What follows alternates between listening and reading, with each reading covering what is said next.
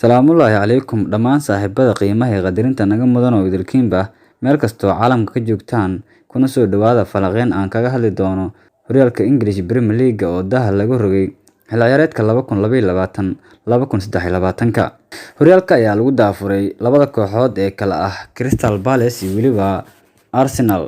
Ciyaarta koowaad waxaa nasiib ku yeelatay inay labada kooxood ay wada ciyaaraan ciyaar ka dhacday Selhurst garoonka lagu magacaabo ee ku yaala magaalada London. Ciyaartan waxaa nasiib u yeeshay inay daawadaan 25,286 taageere.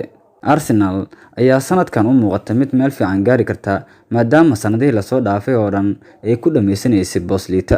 Arsenal ayaa sanadkan ugu cadcad ama dooneysaba inay gasho boosaska ugu horeeya koowaad, labaad, saddexaad ilaa iyo afraadka.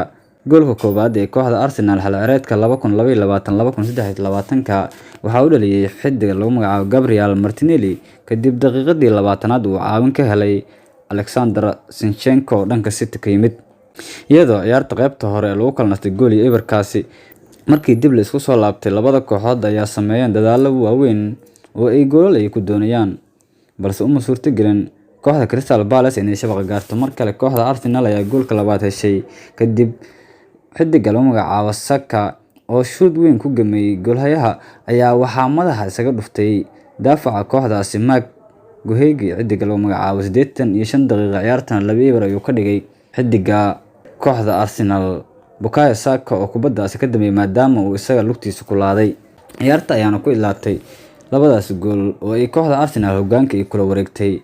Maanta oo ah maalin Sabti ah waxaa wada ciyaaray kooxaha Fulham iyo Liverpool, waxaana ciyaartan ay ka dhacday garoonka lagu magacaabo Craven Cottage oo isla London ku yaala. Waxaa garsoorayay Andy Madley oo ah garsoore u dhashay waddanka Ingiriiska. Kooxda Liverpool ayaa laga naxsaday daqiiqadii 32aad ee qaybta hore kadib markii gool uu ka dhaliyay Alexander Mitrovic oo caawin ka helay Kentetete. Ciyaartana waxay noqotay gool iyo eber markii la isku soo laabtay qaybta labaad. Xiddiga dhawaangalka ah ee Darwin Núñez oo Benfica ka yimid ayaa goolka barbaraha u dhaliyay kooxda Liverpool daqiiqadii 64aad. Xiddigan ayaana iska qaaday shuushkii maadaama lagu camirtay kulamadii saaxiibtinimo, xilli sidoo kale kooxda City uu dhaliyay gool koobka Community Shield-ka. Ciyaarta markay noqotay gool iyo gool, mar kale shaqo adag ayaa loo diray kooxda Liverpool daqiiqadii 72aad waxaana dhaliyay mar kale Alexander Mitrovic kubad rigoor ahayd.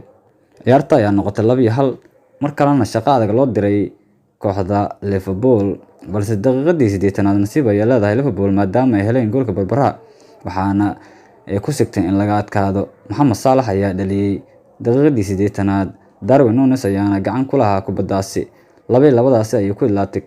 Sidoo kale waxaa jira kulamo kale oo caawa ilaa iyo biri la ciyaari doono. Kulamada xidda soconaya waxaa ka mid ah Bournemouth iyo Aston Villa ayaa wada ciyaaraya ciyaar qaybta hore nasiino lagu maqan yahay gool iyo eberna FC Bournemouth ayaa iska leh. Newcastle United iyo Nottingham Forest ayaa wada dheelaya waa eber kulankooda. Leeds United iyo Wolverhampton waa gool iyo gool ciyaar qaybta hore lagu kala maqan yahay. Tottenham Hotspur iyo Southampton ayaa iyana ciyaaraya ciyaar 2 gool iyo gool mareysa. Hoggaankana waxaa xilligan haysa kooxda Tottenham Hotspur. Labada gool waxaa u dhaliyay Eric Dier iyo Ryan Sessegnon, waxaana xusid mudan in goolka looga hormaray kooxda Tottenham Hotspur. Kulan adag ayaa caawa hal saac bar dhici doona, kaasi oo dhex mari doona kooxaha Chelsea iyo weliba kooxda Everton. Garoonka caanka ah ee Goodison Park ayay ka dhici doontaa oo London ku yaala. Greg Poulsen ayaa garsoori doono iyadoo kooxda Chelsea dooneysa inay ka fogaato guuldaro. Marba haddii horyaalka bilow uu yahay, koox kasta waxay ka cararaysaa in taako loo dhigo ama laga adkaado. Waa la arki doonaa Chelsea oo banaanka aadaysa waxay la soo kulanto. Kulamadaas ayaa ah kuwa caawa la ciyaari doona walow ay jiraan kulamo kale oo xiiso badan. Kulamada waaweyn ee biri la sugay waxaa ka mid ah Leicester City Brentford oo ah kulan xiiso badan oo 10 saac galabtii la ciyaari doono. Kooxda Manchester United Brighton and Hove Albion ayaa 10 saac galabnimo biri ciyaari doona. West Ham United iyo Manchester City ciyaartan waxay dhici doontaa 12 weliba qadar 30 daqiiqo ah. Horyaalka bilowga ah kooxda Arsenal ayaa guushii ugu horeysay gaartay iyadoo 3 dhibcood nadiif leh. Sidoo kale waxaa la sugi doonaa Tottenham oo 2 gool leh waxay yeelan doontaa haddii ay adkaato 3 dhibcood. Bournemouth ayaa sidoo kale 3 leh walow horyaalku uu bilow yahay, laakiin waa riyoosho in xilligan hoggaan aad qabata aad dhahdo horyaalka ayaan qaadaya, balse la arki doonee 10 kulan ee soo aadan 6 sare ee ugu waaweyn horyaalkan halka ay kala geli doonaan. Mar walba waxaan ku samayn doonaa horyaalada bilowga ah falanqeyn gaar ah inagoo ka bilaabna horyaalka xiisaha badan ee Premier League 2022-2023.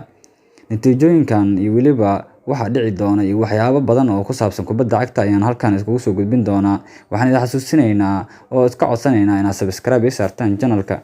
Sidoo kale haddii aad iga daawanayso Facebook-gana aad follow iyo like iyo weliba share iyo comment wax dhammaanba aad saarto si aan u soo badiyo muuqaalada caynkan oo kale ah.